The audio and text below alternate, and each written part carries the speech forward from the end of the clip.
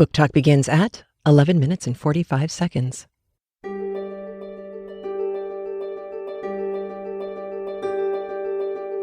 Welcome to CraftLit,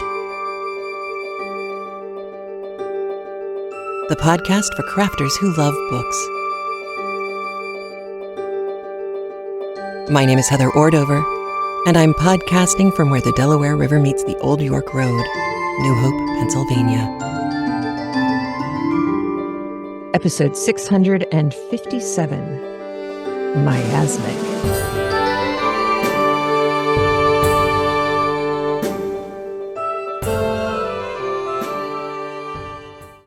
This episode of CraftLit is brought to you by our lovely patrons at patreon.com/CraftLit and our members in our channel membership over on YouTube, which is CraftLit-channel. You can get all the same good stuff in both places, as well as on the app. This week, we would like to highlight Erin Gilmore, Shelley Jenger, Melanie, Donna Schmidt, and Knit Girl, which is Shannon Oki. Thank you, Shannon. Thank you all so much for supporting what we do here. This would not be happening without you. So thank you. Well, hello, how are you? I got a middle of the road score twice in the last 2 days. So I tried to go for a walk this morning, a very short one compared to what I usually do, but it was a walk nonetheless out in the nature, and came home and immediately slept 2 hours because I thought I was going to come home and record. That is just not my life anymore. So I am now more bright-eyed and bushy-tailed than I would have been, which is good for you.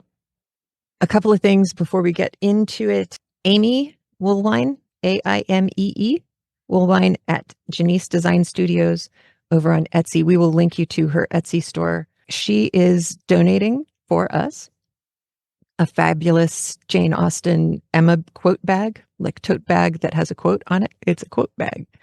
And a beautiful What Would Jane Do mug. Now, if you follow the link that we have in the show notes over to her larger store, you'll see that there are lots and lots of different options. But just highlighting a few of my favorite t-shirt and mug designs. I survived reading banned books and all I got was smarter.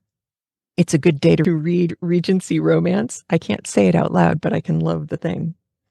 Find me at the library.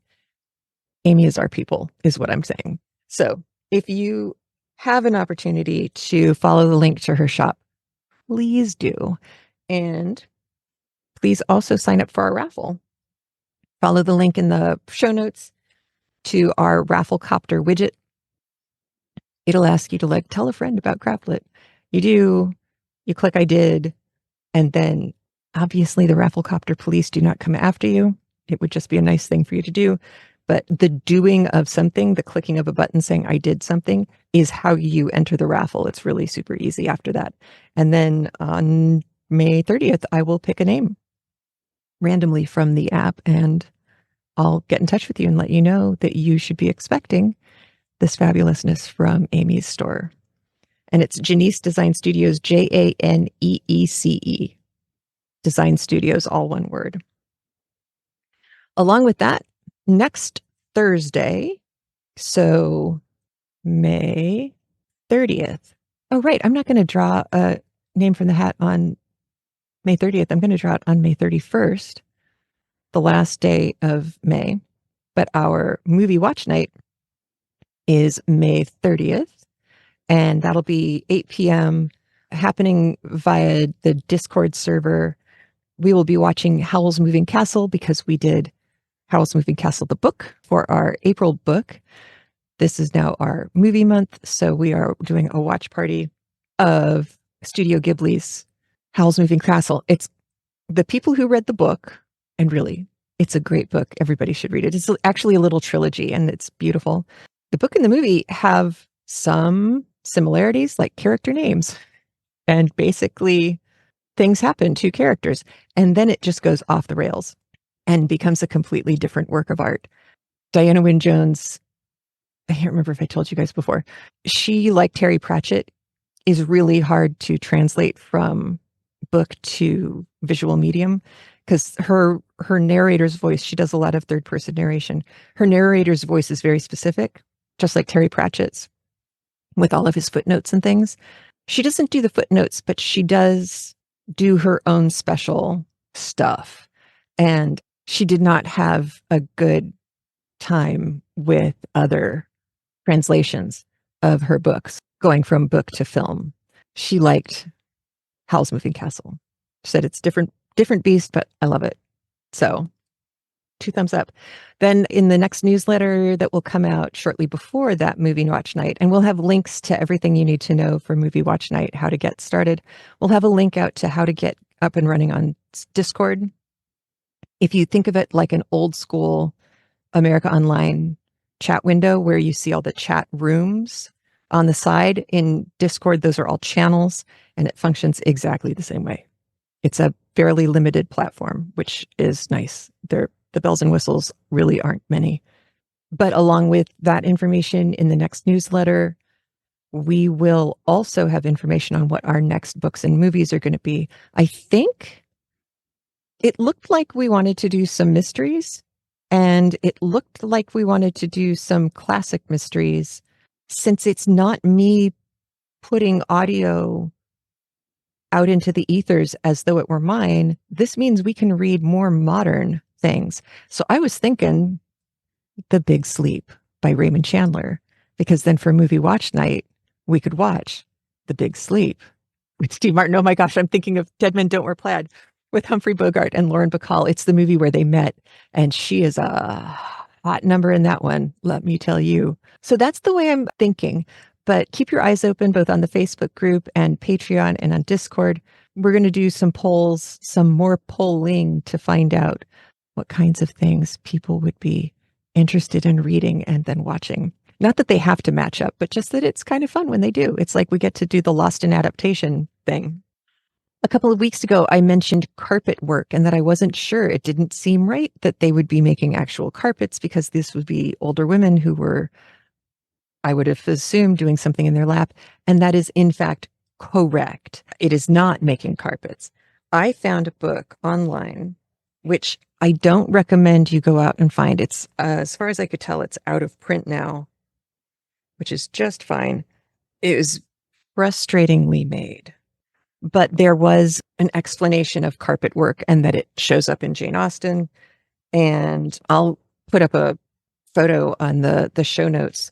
I am not really impressed, but that you will see a pillow on a chair.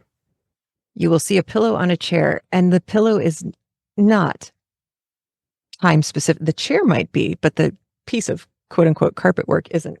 Carpet work was thick wool tapestry needlepoint. That was it. Strong enough to have been a carpet.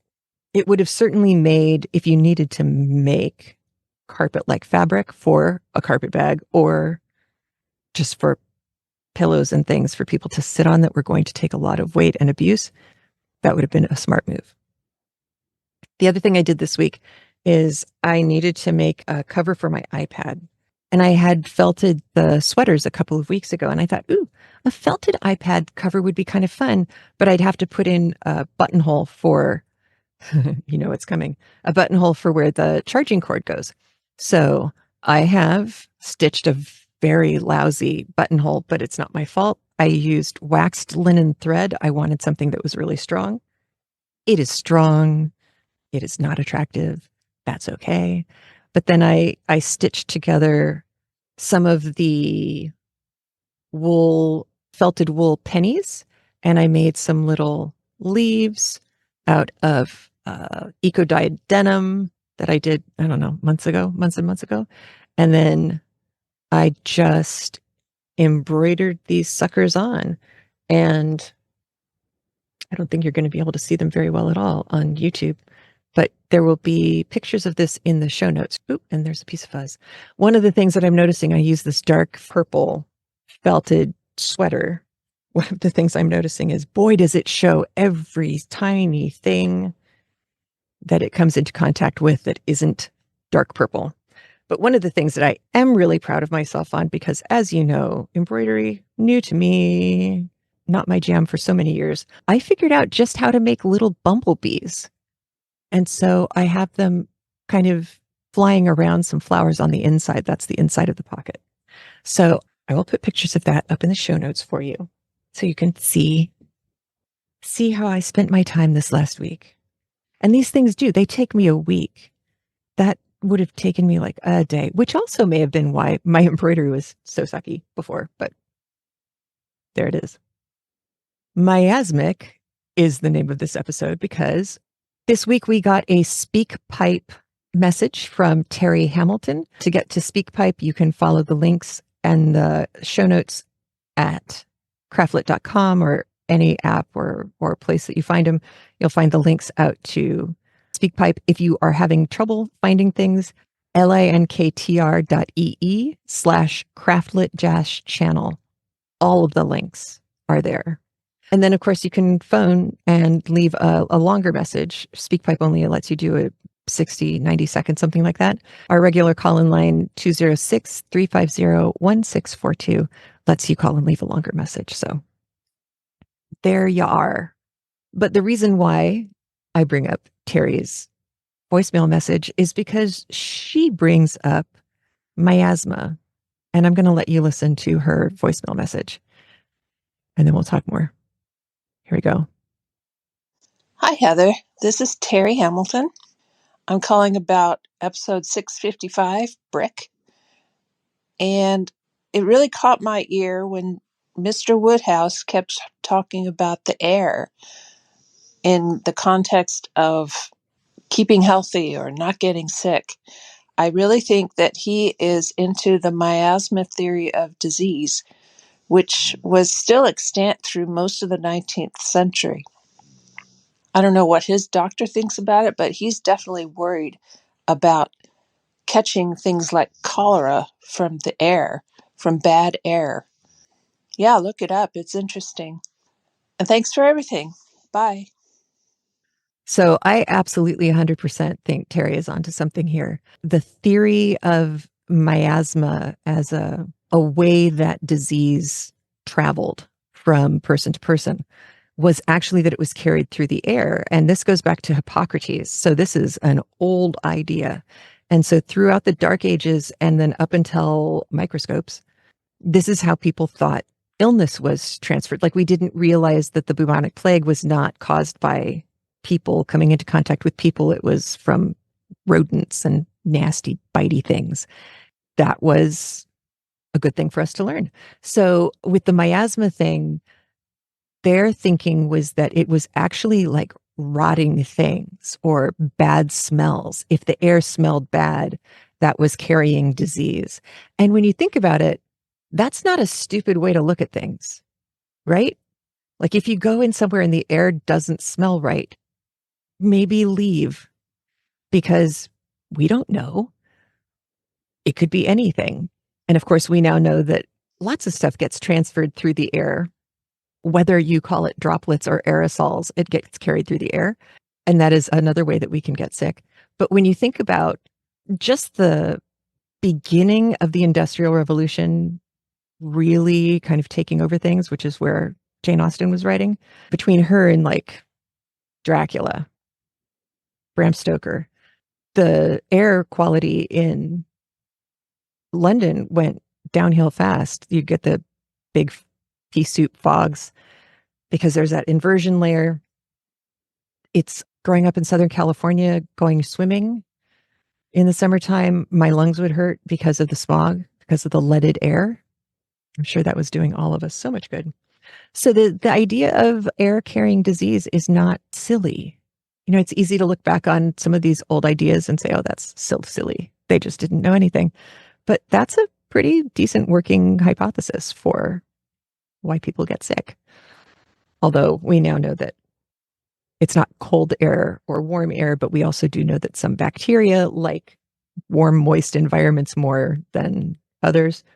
We also know that things like spores can get carried around in the air, fungal spores, which I think is how valley fever gets transferred in Tucson, Arizona. Valley fever was a big deal when we first moved there. So Bad stuff in the air. Mr. Woodhouse may be crazy, but he's not wrong, at least partially.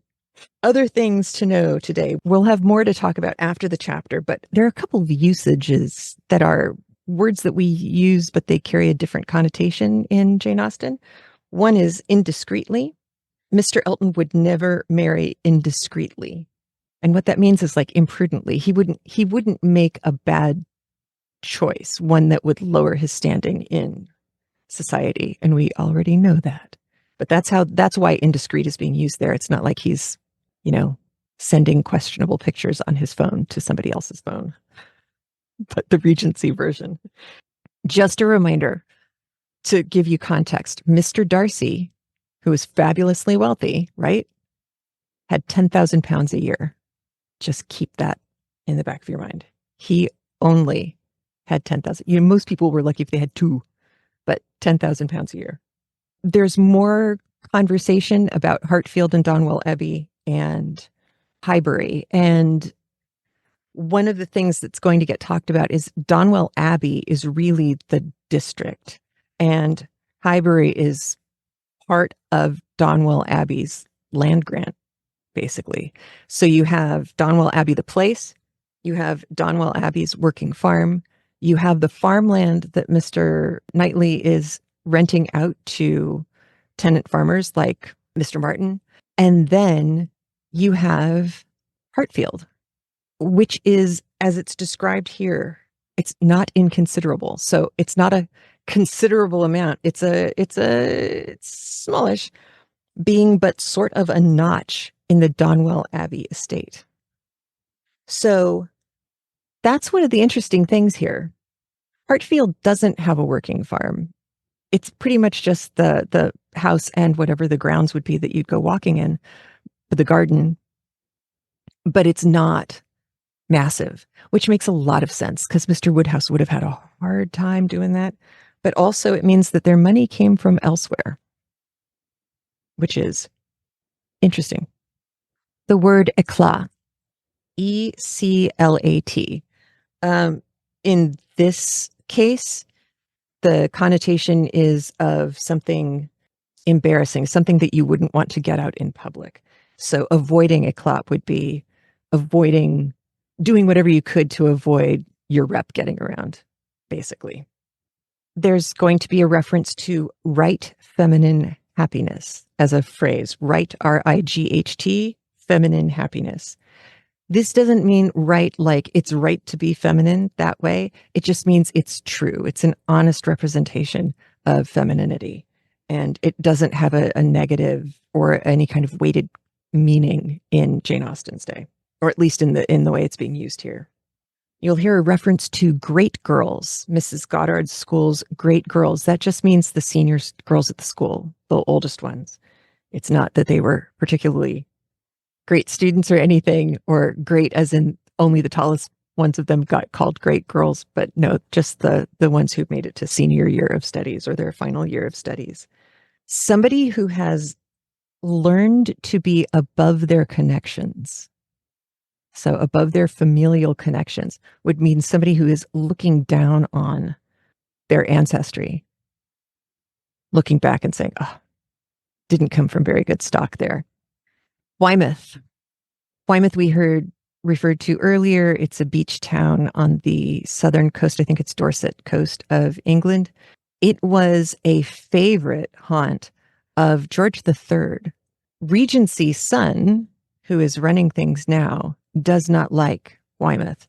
So if somebody says that they went there, it's either because they wanted a slightly sleepier, less active venue, or they couldn't afford to go to the places where the regent liked to go and party.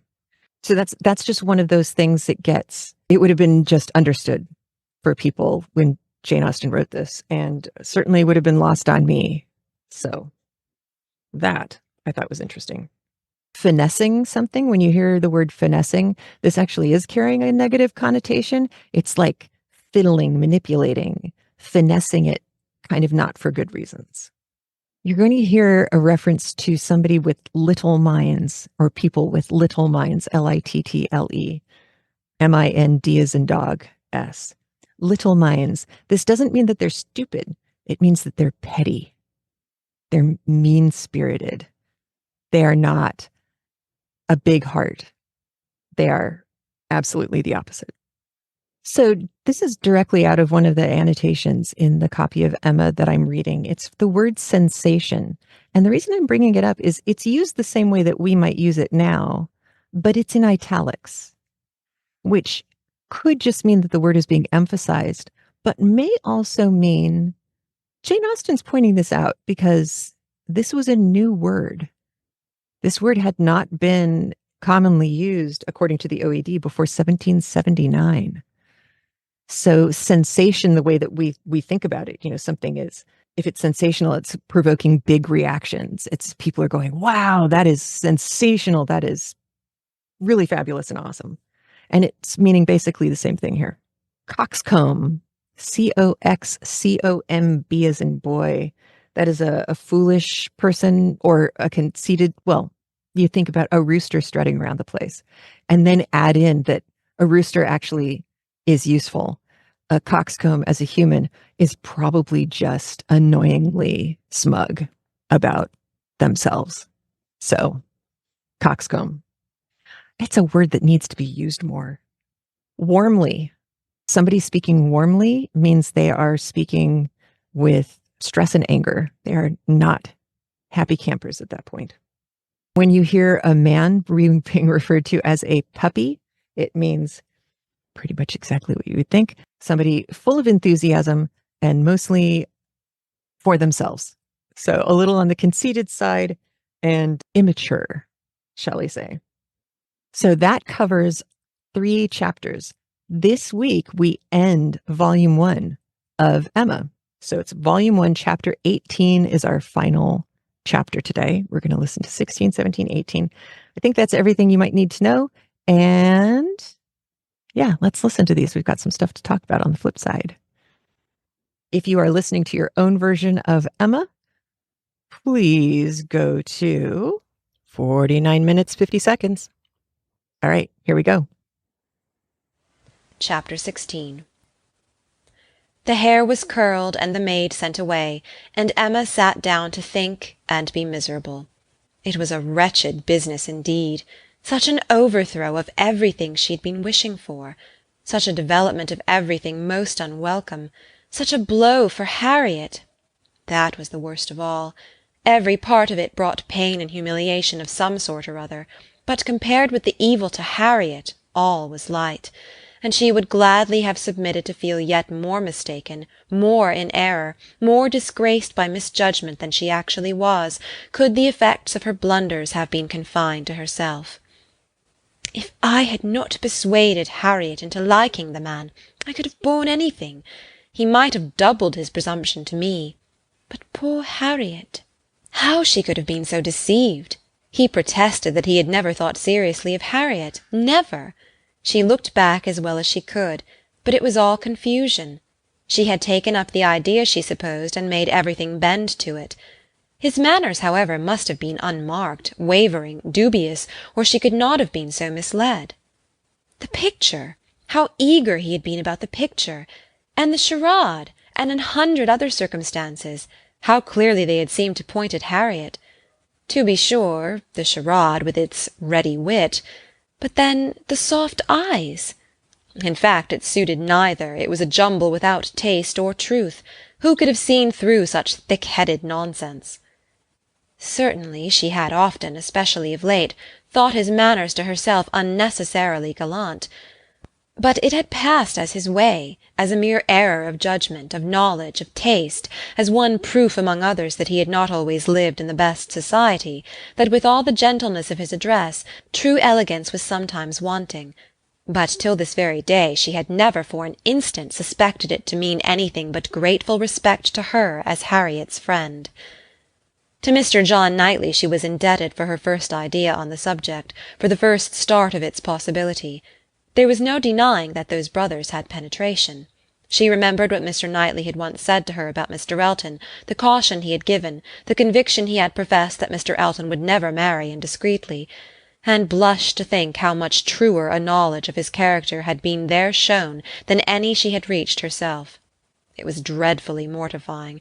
But Mr. Elton was proving himself, in many respects, the very reverse of what she had meant and believed him, proud, assuming, conceited, very full of his own claims, and little concerned about the feelings of others. Contrary to the usual course of things, Mr. Elton's wanting to pay his addresses to her had sunk him in her opinion. His professions and his proposals did him no service. She thought nothing of his attachment, and was insulted by his hopes. He wanted to marry well, and having the arrogance to raise his eyes to her, pretended to be in love, but she was perfectly easy as to his not suffering any disappointment that need be cared for. There had been no real affection either in his language or manners. Sighs and fine words had been given in abundance, but she could hardly devise any set of expressions, or fancy any tone of voice, less allied with real love. She need not trouble herself to pity him. He only wanted to aggrandize and enrich himself, and if Miss Woodhouse of Hartfield, the heiress of £30,000, were not quite so easily obtained as he had fancied, he would soon try for Miss Somebody else with 20 or with 10. But that he should talk of encouragement, and should consider her as aware of his views, accepting his attentions, meaning, in short, to marry him, should suppose himself her equal in connection or mind, look down upon her friend, so well understanding the gradations of rank below him, and be so blind to what rose above, as to fancy himself showing no presumption in addressing her. It was most provoking. Perhaps it was not fair to expect him to feel how very much he was her inferior in talent and all the elegancies of mind. The very want of such equality might prevent his perception of it, but he must know that in fortune and consequence she was greatly his superior. He must know that the Woodhouses had been settled for several generations at Hartfield, the younger branch of a very ancient family, and that the Eltons were nobody. The landed property of Hartfield certainly was inconsiderable, being but a sort of notch in the Donwell Abbey estate, to which all the rest of Highbury belonged, but their fortune, from other sources, was such as to make them scarcely secondary to Donwell Abbey itself, in every other kind of consequence, and the Woodhouses had long held a high place in the consideration of the neighbourhood, which Mr. Elton had first entered not 2 years ago, to make his way as he could, without any alliances but in trade, or anything to recommend him to notice but his situation and his civility. But he had fancied her in love with him. That evidently must have been his dependence, and after raving a little about the seeming incongruity of gentle manners and a conceited head, Emma was obliged in common honesty to stop, and admit that her own behaviour to him had been so complacent and obliging, so full of courtesy and attention, as, supposing her real motive unperceived, might warrant a man of ordinary observation and delicacy, like Mr. Elton, in fancying himself a very decided favourite. If she had so misinterpreted his feelings, she had little right to wonder that he, with self-interest to blind him, should have mistaken hers. The first error and the worst lay at her door. It was foolish, it was wrong to take so active a part in bringing any two people together. It was adventuring too far, assuming too much, making light of what ought to be serious, a trick of what ought to be simple. She was quite concerned and ashamed, and resolved to do such things no more. "Here have I," said she, "actually talked poor Harriet into being very much attached to this man. She might never have thought of him but for me, and certainly never would have thought of him with hope, if I had not assured her of his attachment, for she is as modest and humble as I used to think him. Oh, that I might have been satisfied with persuading her not to accept young Martin! There I was quite right, that was well done of me, but there I should have stopped, and left the rest to time and chance. I was introducing her into good company, and giving her the opportunity of pleasing some one worth having. I ought not to have attempted more. But now, poor girl, her peace is cut up for some time. I have been but half a friend to her, and if she were not to feel this disappointment so very much, I am sure I have not an idea of anybody else who would be at all desirable for her. William Cox? Oh no, I could not endure William Cox, a pert young lawyer." She stopped to blush and laugh at her own relapse, and then resumed a more serious, more dispiriting cogitation upon what had been, and might be, and must be. the distressing explanation she had to make to Harriet, and all that poor Harriet would be suffering, with the awkwardness of future meetings, the difficulties of continuing or discontinuing the acquaintance, of subduing feelings, concealing resentment, and avoiding éclat, were enough to occupy her in most unmirthful recollection some time longer, and she went to bed at last with nothing settled but the conviction of her having blundered most dreadfully. To youth and natural cheerfulness like Emma's, though under temporary gloom at night, the return of day will hardly fail to bring return of spirits. The youth and cheerfulness of morning are in happy analogy, and of powerful operation, and if the distress be not poignant enough to keep the eyes unclosed, they will be sure to open to sensations of softened pain and brighter hope.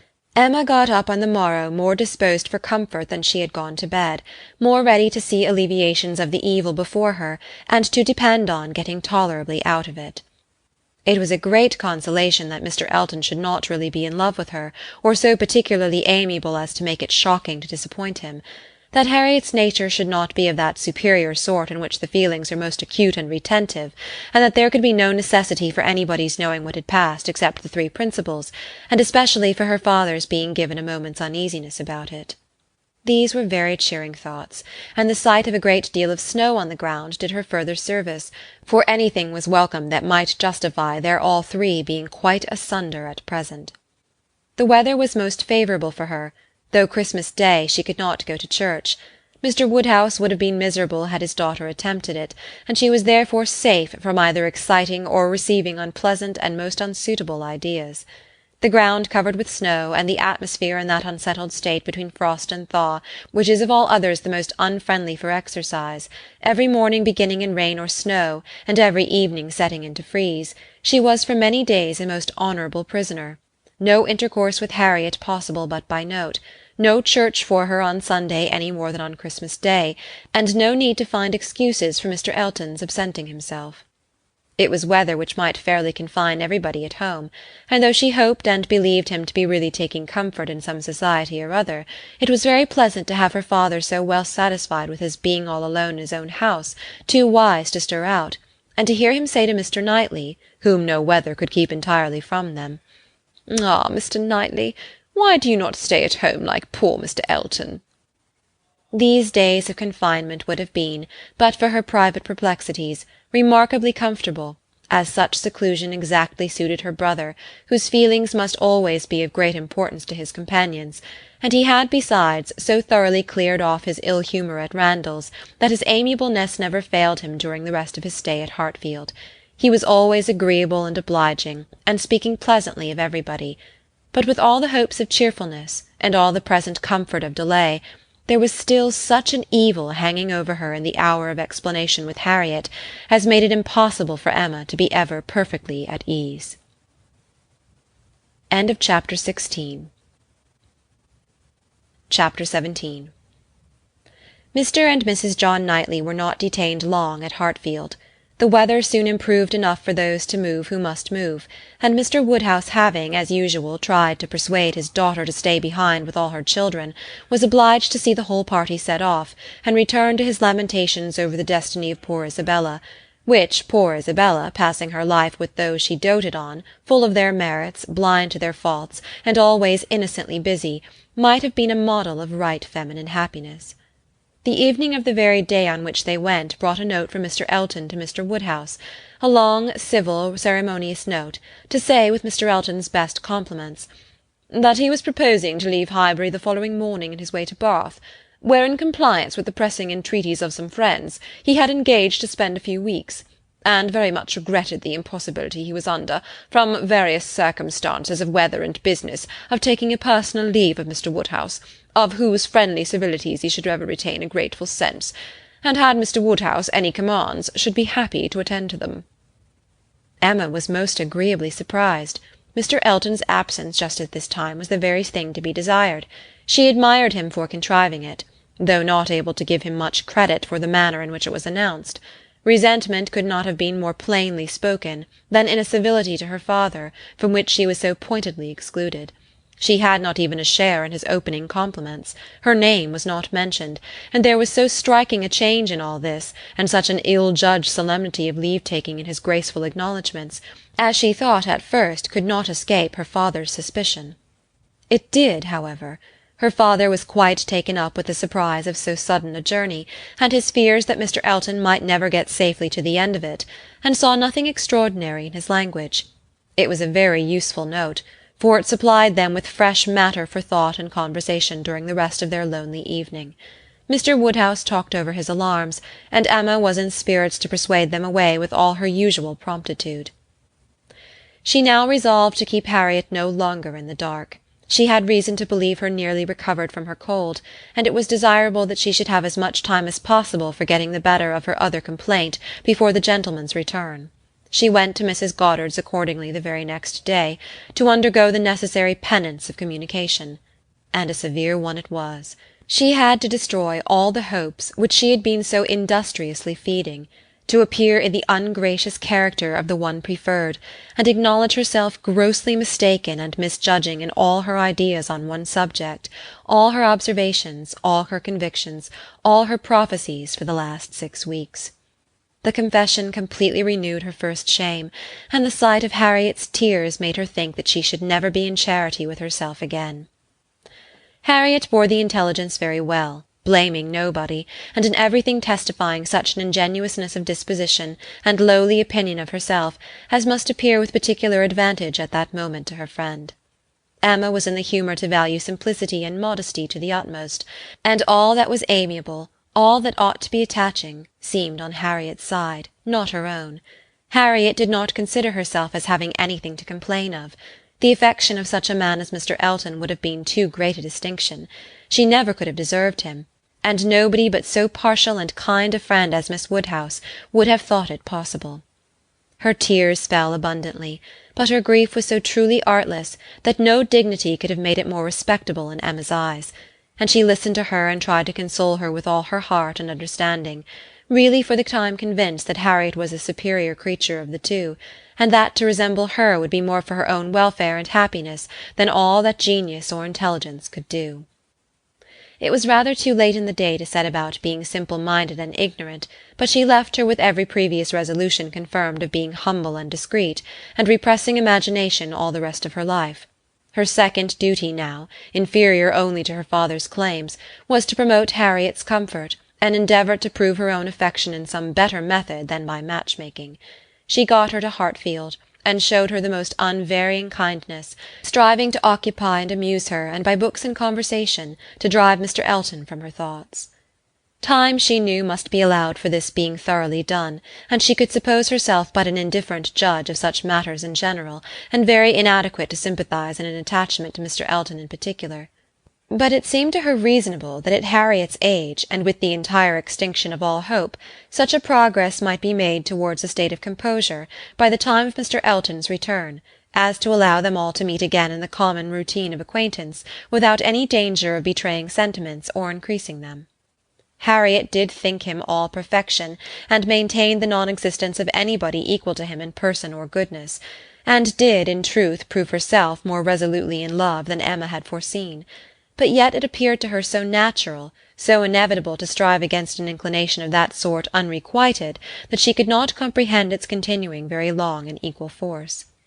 If Mr. Elton, on his return, made his own indifference as evident and indubitable as she could not doubt he would anxiously do, she could not imagine Harriet's persisting to place her happiness in the sight or the recollection of him. Their being fixed, so absolutely fixed, in the same place was bad for each, for all three. Not one of them had the power of removal, or of effecting any material change of society. They must encounter each other, and make the best of it. Harriet was farther unfortunate in the tone of her companions at Mrs. Goddard's, Mr. Elton being the adoration of all the teachers and great girls in the school, and it must be at Hartfield only that she could have any chance of hearing him spoken of with cooling moderation or repellent truth. Where the wound had been given, there must the cure be found, if anywhere, and Emma felt that, till she saw her in the way of cure, there could be no true peace for herself.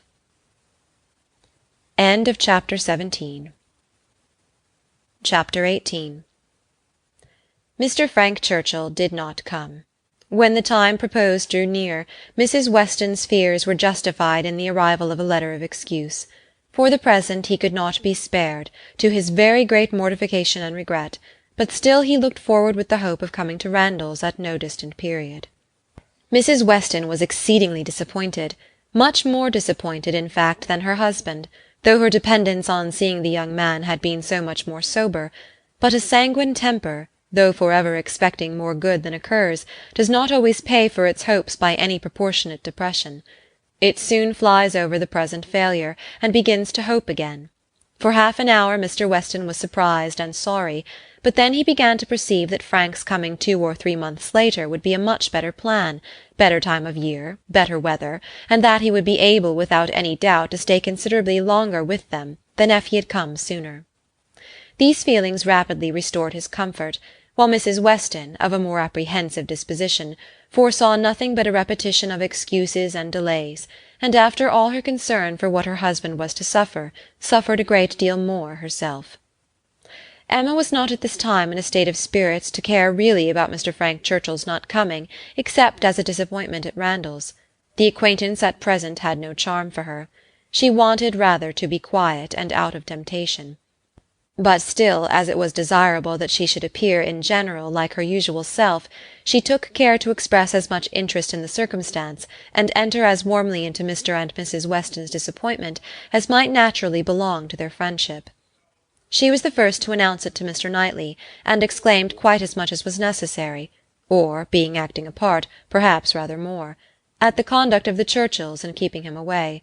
She then proceeded to say a good deal more than she felt, of the advantage of such an addition to their confined society in Surrey, the pleasure of looking at somebody new, the gala day to Highbury entire, which the sight of him would have made, and ending with reflections on the Churchills again, found herself directly involved in a disagreement with Mr. Knightley, and to her great amusement perceived that she was taking the other side of the question from her real opinion, and making use of Mrs. Weston's arguments against herself. "The Churchills are very likely in fault," said Mr. Knightley coolly, "but I dare say he might come if he would." "I do not know why you should say so. He wishes exceedingly to come, but his aunt and uncle will not spare him." "I cannot believe that he has not the power of coming, if he made a point of it. It is too unlikely for me to believe it without proof." "How odd you are! What has Mr. Frank Churchill done to make you suppose him such an unnatural creature?" "I am not supposing him at all an unnatural creature, in suspecting that he may have learnt to be above his connections, and to care very little for anything but his own pleasure, from living with those who have always set him the example of it. It is a great deal more natural than one could wish, that a young man, brought up by those who are proud, luxurious, and selfish, should be proud, luxurious, and selfish too.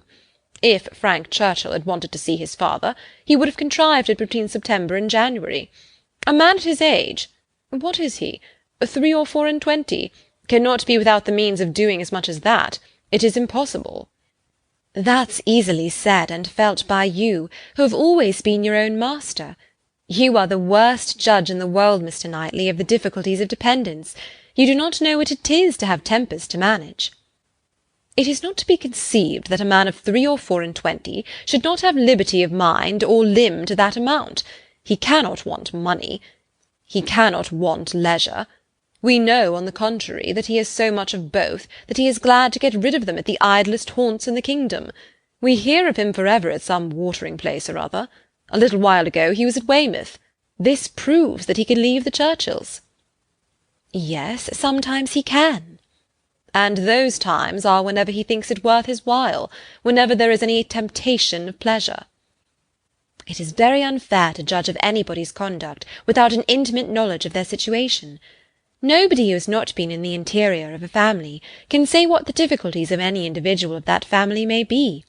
We ought to be acquainted with Enscombe and with Mrs. Churchill's temper before we pretend to decide upon what her nephew can do. He may at times be able to do a great deal more than he can at others." "There is one thing, Emma, which a man can always do if he chooses, and that is his duty. Not by manoeuvring and finessing, but by vigour and resolution. It is Frank Churchill's duty to pay this attention to his father. He knows it to be so, by his promises and messages. But if he wished to do it, it might be done. A man who felt rightly would say at once, simply and resolutely to Mrs. Churchill, "Every sacrifice of mere pleasure you will always find me ready to make to your convenience, but I must go and see my father immediately.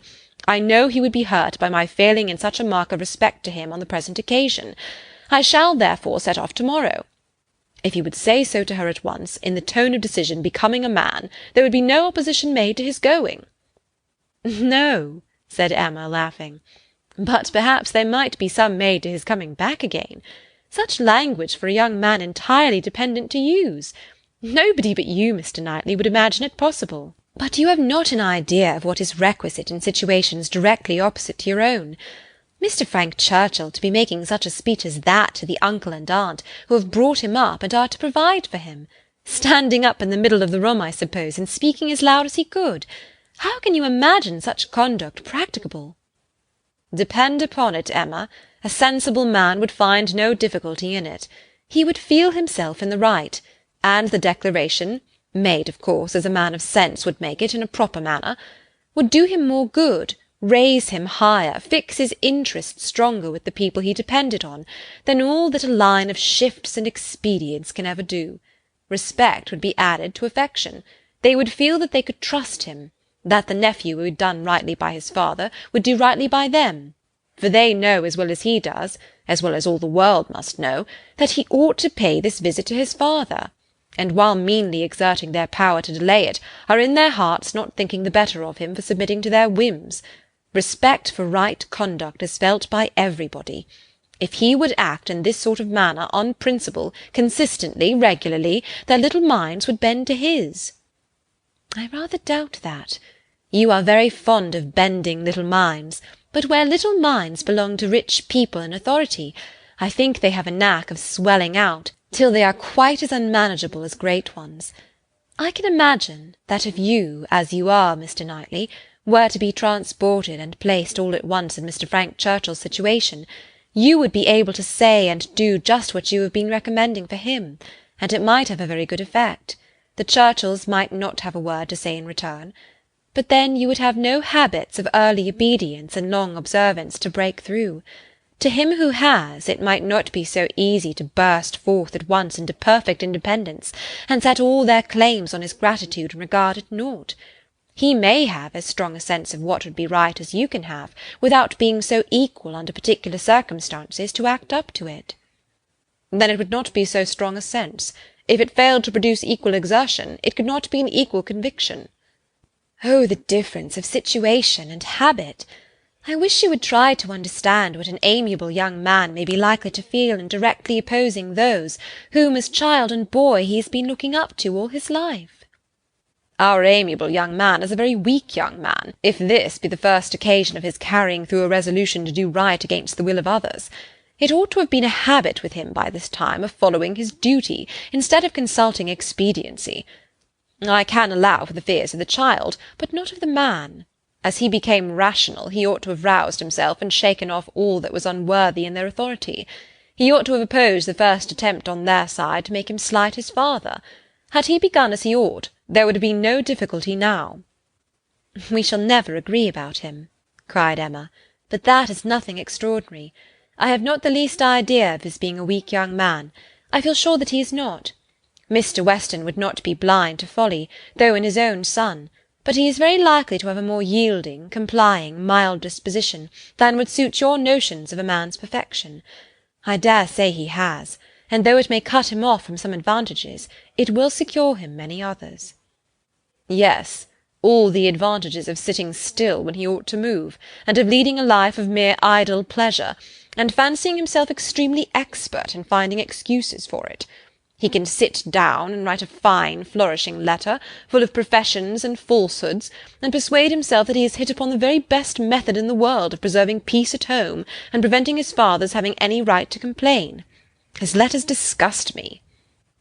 "Your feelings are singular. They seem to satisfy everybody else." "I suspect they do not satisfy Mrs. Weston. They hardly can satisfy a woman of her good sense and quick feelings, standing in a mother's place, but without a mother's affection to blind her. It is on her account that attention to Randalls is doubly due, and she must doubly feel the omission. Had she been a person of consequence herself, he would have come, I dare say, and it would not have signified whether he did or no. Can you think your friend behindhand in these sort of considerations? Do you suppose she does not often say all this to herself? No, Emma, your amiable young man can be amiable only in French, not in English. He may be very aimable, have very good manners, and be very agreeable, but he can have no English delicacy toward the feelings of other people, nothing really amiable about him. You seem determined to think ill of him. Me? Not at all, replied Mr. Knightley, rather displeased. I do not want to think ill of him. I should be as ready to acknowledge his merits as any other man, but I hear of none, except what are merely personal, that he is well grown and good-looking, with smooth, plausible manners. Well, if he have nothing else to recommend him, he will be a treasure at Highbury. We do not often look upon fine young men, well-bred and agreeable. We must not be nice, and ask for all the virtues into the bargain. Cannot you imagine, Mr. Knightley, what a sensation his coming will produce?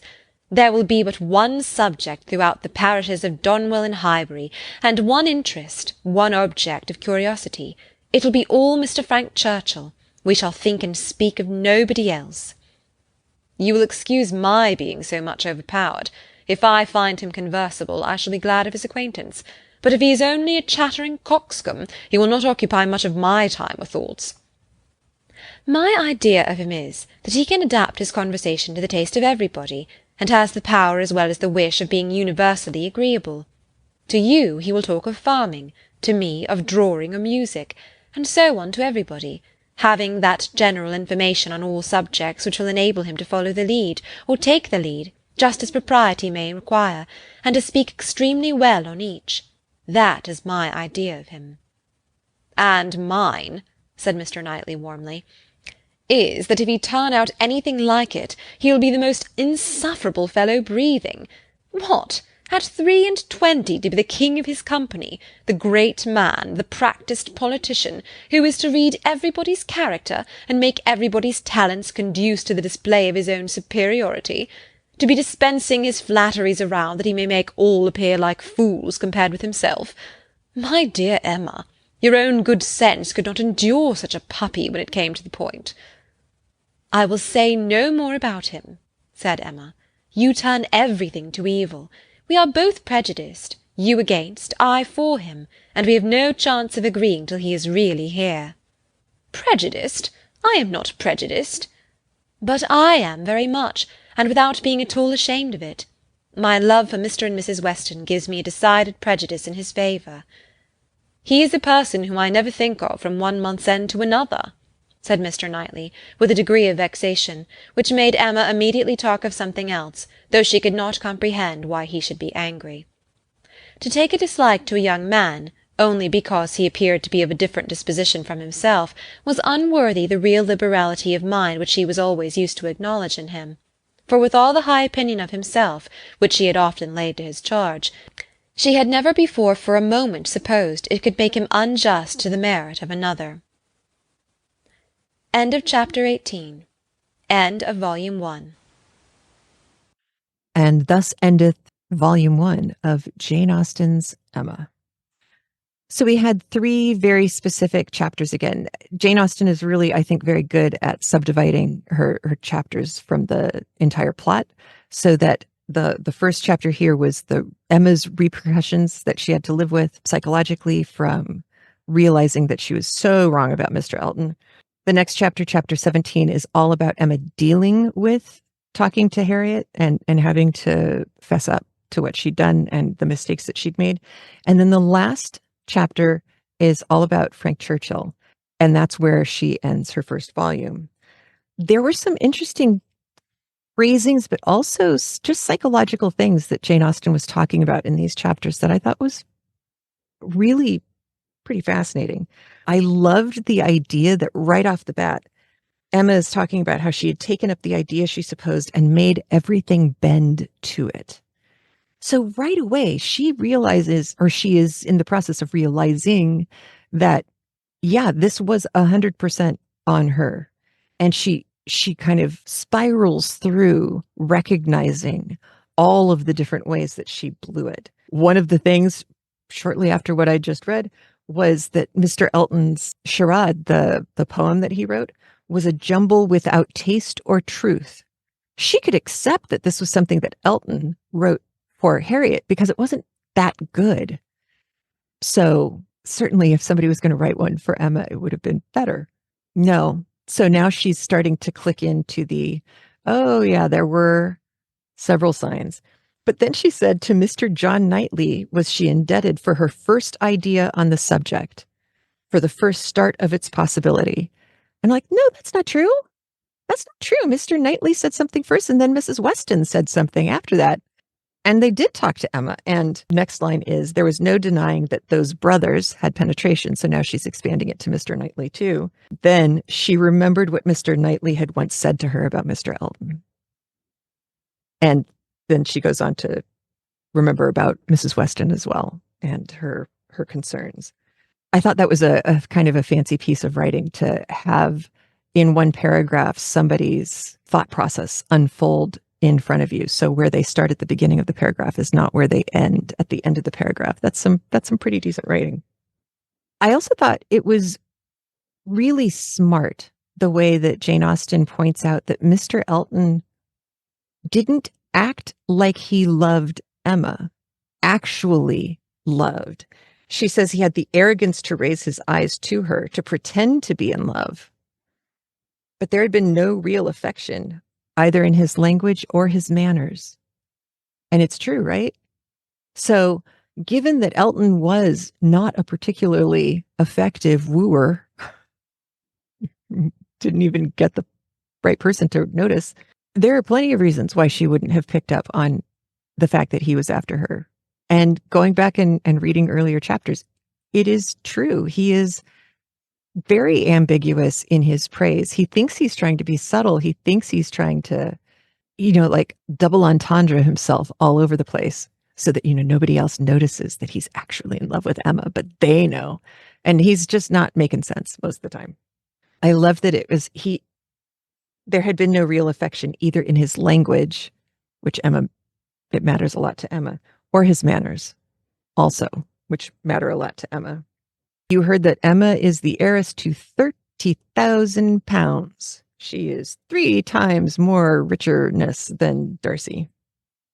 So, girls loaded.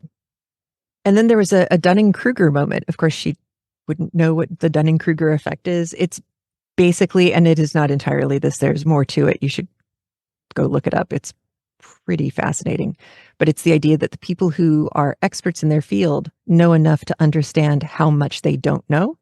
And people who are not experts, but who have dabbled in something, don't have a clue about how much they don't know. So they think they're smarter on that subject than the experts are. That being the Dunning-Kruger effect. And Emma calls that out. Perhaps it's not fair to expect him to feel how very much he was her inferior in talent and all the elegancies of mind. The very want of such equality might prevent his perception of it. The fact that he was not equal to her standards of pretty much anything, intellect, manner, anything, made it impossible for him to see that he just wasn't up to snuff.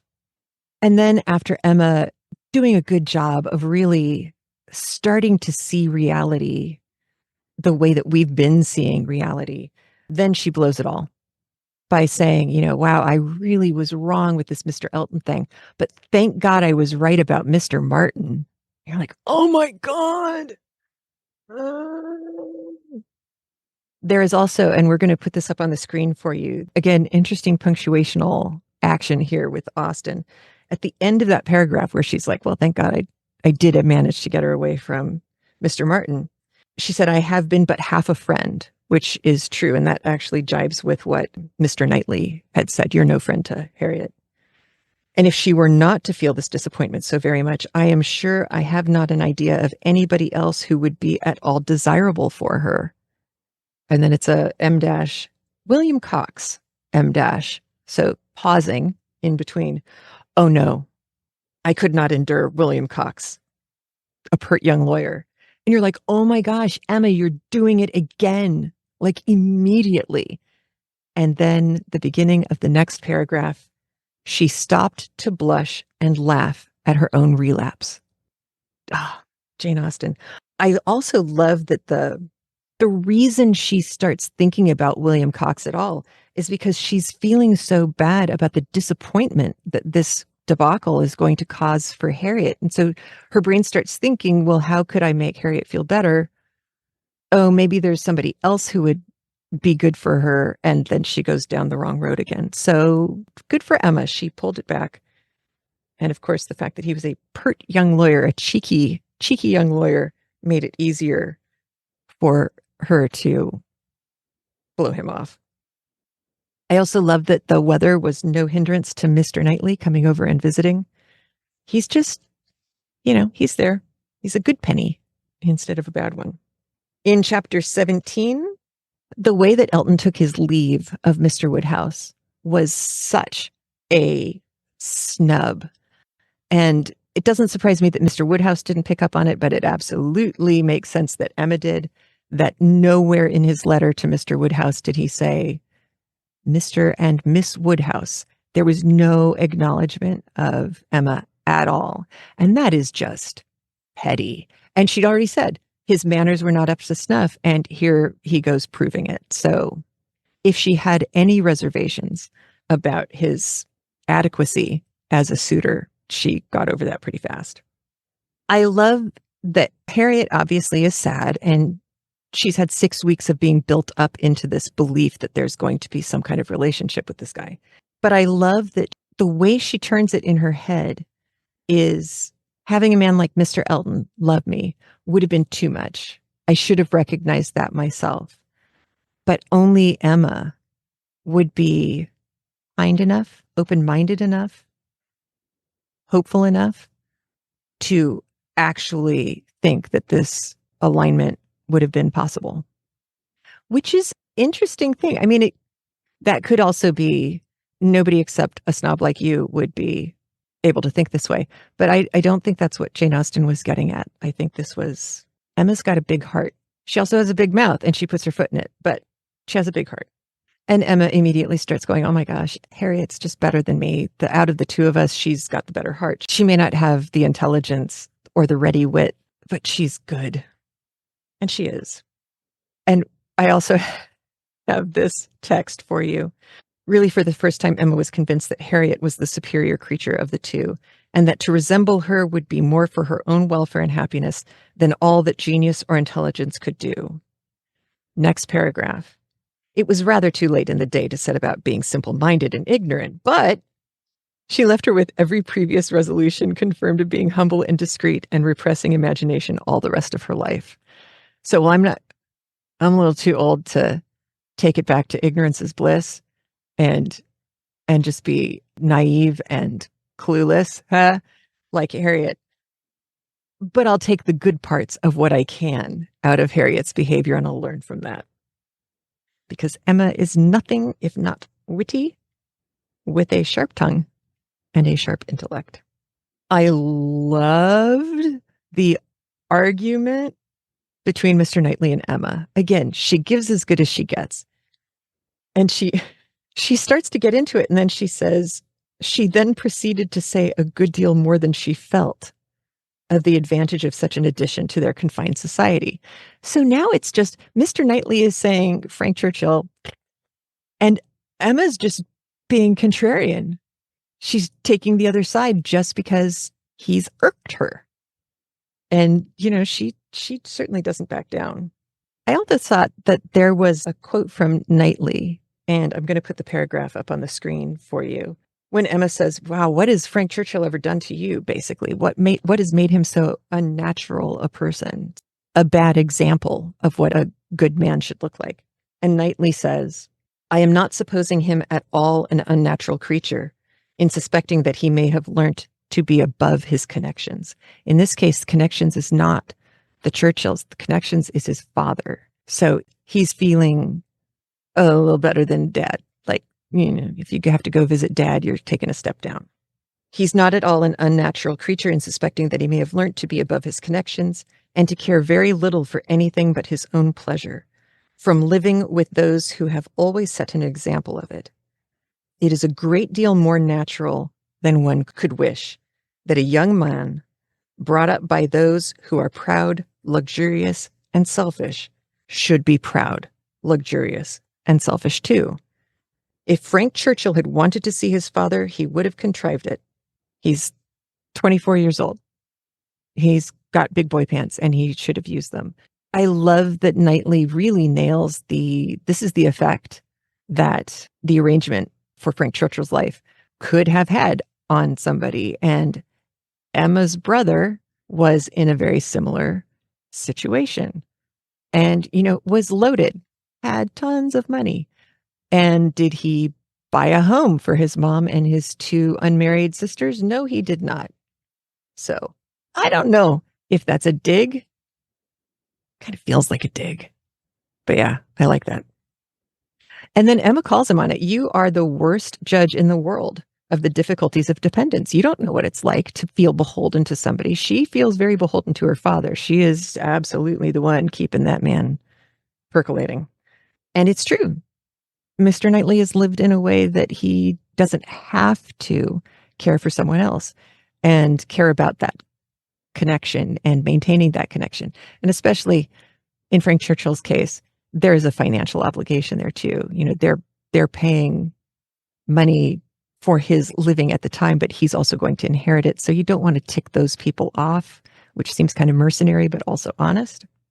And then Knightley says, if he just stood up for himself and said, I am going to go do this, it is the right thing for me to do. Bye-bye, Churchills. I'm going to go visit my dad. He said there would be no opposition made to his going. And Emma laughs and says, no, but perhaps there might be some made to his coming back again. What if they just disown him at that point? Or like, you know what? If you're going to behave like this, and go see your father, then you don't get anything. And she's not wrong. The Churchills are petty. We know this. They're petty, unpleasant people. So Frank is probably reading that situation correctly. So is Mr. Knightley. Under normal circumstances, Knightley's 100% right. Mr. Knightley then goes on to talk about respect and earning the respect of the people who are, in this case, caring for you, the Churchills, that if you behave in a respectful manner, they have a better chance of respecting you as well. Respect for right conduct is felt by everybody. If he would act in this sort of manner on principle consistently, regularly, their little minds would bend to his, their petty minds would bend to his. And Emma, I rather doubt that. You are very fond of bending little minds, but where little minds belong to rich people in authority, I think they have a knack of swelling out. Hello, Jane. Wow. I can imagine that if you, as you are, Mr. Knightley, were to be transported and placed all at once in Mr. Frank Churchill's situation, you would be able to say and do exactly what you've been recommending to him. And it may have a good effect. But you have not grown up in the situation that he's in. This is true. And so it's the walk a mile in somebody else's shoes. You don't know that he could actually get away with bucking the trend that much. And she goes on with that. Oh, the difference of situation and habit. I wish you would try to understand what an amiable young man may be likely to feel in directly opposing those whom as a child and a boy he had been looking up to his whole life. And Knightley's not wrong as well. It's the start as you mean to go on. If when you are becoming a young man, you are focused on being respectful and responsible, people will expect that from you going forward. Probably. But I also really appreciated that Knightley is continuing to sound off about this. And when he ends with his letters disgust me, it's hard to tell if it's the content of the letters or the way the letters are being taken. Like everybody in Highbury thinks it's so fabulous that Mr. Frank Churchill wrote a new letter. Knightley sees right through all of it. And Emma follows that up with, your feelings are singular. They, the letters, seem to satisfy everybody else. And Knightley, nailing it, I suspect they do not satisfy Mrs. Weston. Yeah. And then we get to that same kind of anti-Frenchness that we got earlier on in the book. This is where Knightley is saying it very clearly. He may be amiable, but only in French, only in a French habits of manner, the things that equated to good manners in France were not the same, he is saying, as in Britain. And he can have no English delicacy towards the feelings of other people, nothing really amiable about him at all. These are provincial people who haven't left Donwell Abbey and Hartfield and Highbury much. And Frank Churchill does travel around and goes places and does things. So maybe there's a little jealousy in there. I don't know, but it's possible. And then as Darcy continues on, you can hear Emma is getting more and more frustrated. Finally, well, if he have nothing else to recommend him, he would be a treasure in Highbury. We do not often look upon fine young men, twist the knife, well-bred and agreeable. And she goes on with that. And I thought, oh my gosh, this is like Mr. Darcy's list of women that Elizabeth laughs at. You know, wow, if a woman could stack up to those requirements, man, you should dip her in bronze because that's not going to come back again. And then, of course, it ends with Emma mostly understanding what Mr. Knightley has been saying about Frank Churchill. But also, again, she's not going to give way to Mr. Knightley and say that he's correct or anything like that. So there we end volume 1 of Jane Austen's Emma. Don't forget to join the raffle, follow the link in the show notes or the description, and I'll see you next week. And between now and the next episode, we have Howl's Moving Castle, the movie. More information about that in the newsletter. If you don't have a subscription to the newsletter, we don't send stuff out very often. You certainly won't get spammed by us. We don't have time. But the links will be in the newsletter, and there is a link in the show notes in the description for signing up for the newsletter as well. So thank you so much. Have a good one. I'll talk to you soon. Bye. If you like what we do here, please consider liking and subscribing on iTunes, thumbs upping and subscribing on YouTube. You can visit patreon.com/craftlit and become a patron of this art. And you can always go to Linktree, linktr.ee/craftlit channel. And from there, you can get links out to all of the social media, all of the places that CraftLit lives. It's a nice hub that you can go to get all the stuff, all the good stuff. And I keep forgetting to mention, we also have a Facebook group with the loveliest group of people, as you might imagine. They're just awesome, makers and readers, and people who hadn't been readers before, but are now. I like that. All right. You take care of yourself. Have a great one. I'll talk to you soon. Bye.